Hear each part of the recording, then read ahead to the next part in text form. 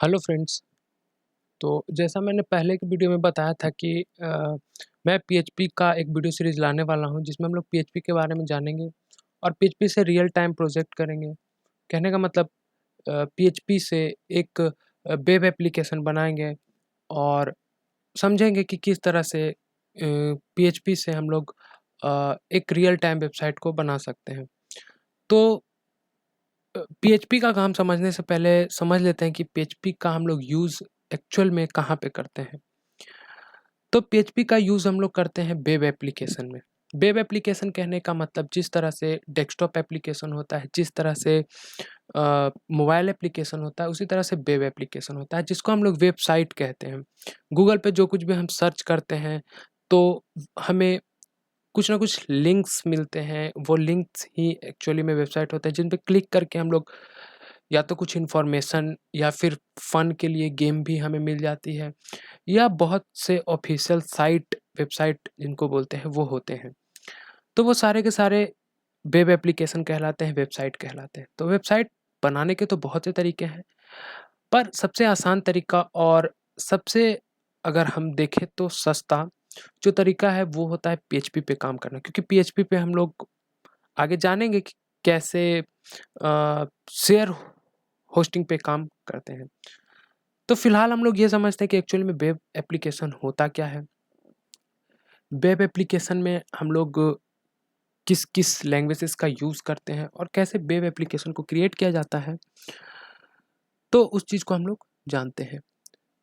तो पहले हम लोग जानते हैं ये कि वेब एप्लीकेशन होता क्या है। तो वेब एप्लीकेशन में कुछ यूआई, कहने का मतलब यूज़र इंटरफेस, और कुछ प्रोग्रामिंग लैंग्वेजेस यूज़ होते हैं उसके एग्जीक्यूशन के लिए।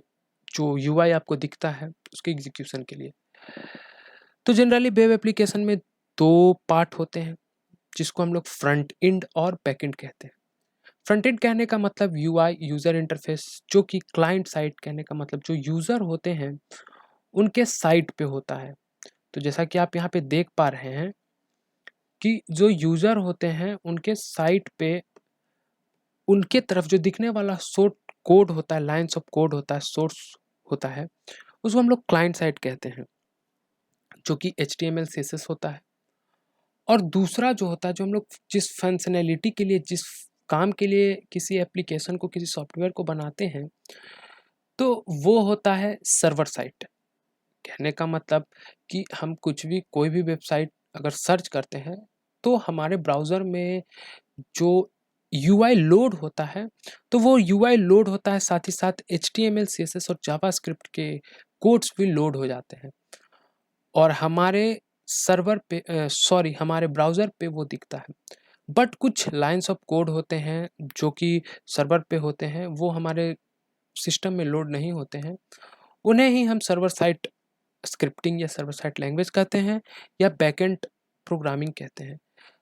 तो जो सबसे चीफेस्ट है बैकएंड प्रोग्रामिंग के लिए वो है पीएचपी। तो आइए जानते हैं कि पीएचपी क्या है। तो पीएचपी को रस्मस लेडॉर्फ एक प्रोग्रामर थे या एक साइंटिस्ट थे जिन्होंने 1994 में डेवलप किया था। तो जब ये डेवलप हुआ था तो उस समय इसका जो नाम रखा गया था पीएचपी, पीएचपी इसलिए रखा गया था कि ये जनरली होम पेज के लिए बनाया गया था। कहने का मतलब अ,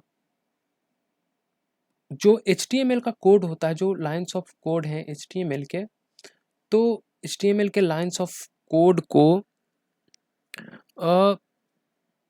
डायनेमिकली कन्वर्ट करने के लिए पीएचपी को बनाया गया था, जिसका नाम उन्होंने पर्सनल होम पेज रखा था।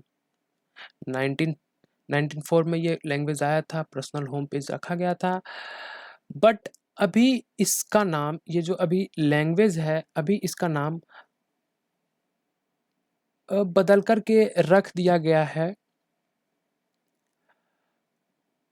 PHP hypertext pre processor. PHP hypertext pre processor.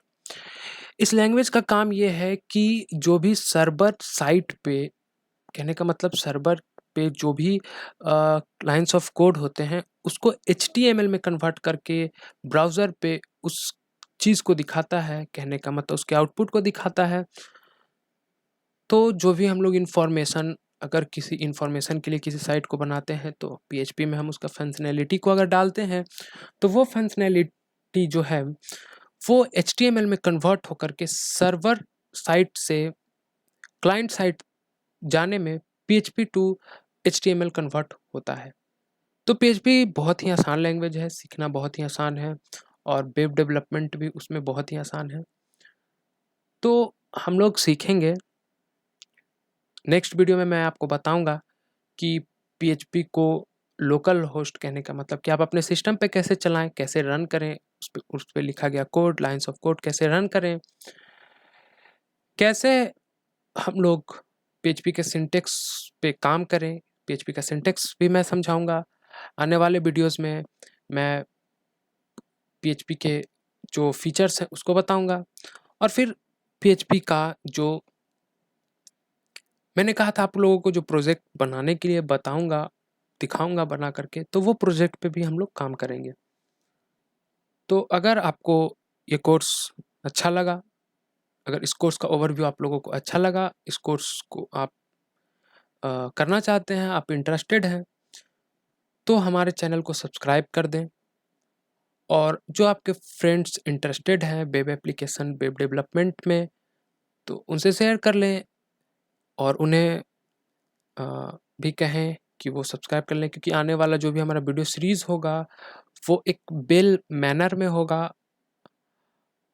तो आप लोग अगर ये वीडियो पसंद आया हो तो लाइक कर लें और कुछ चीज़ें जो आप चाहते हैं सुधार, या कुछ चीज़ें किस हिसाब से आप पढ़ना चाहते हैं उसके लिए कमेंट ज़रूर करें। तो चलिए नेक्स्ट वीडियो में मैं बताऊंगा कि PHP का एनवायरनमेंट अपने सिस्टम पे कैसे क्रिएट करें और PHP का सिंटेक्स बताऊंगा। Thank you.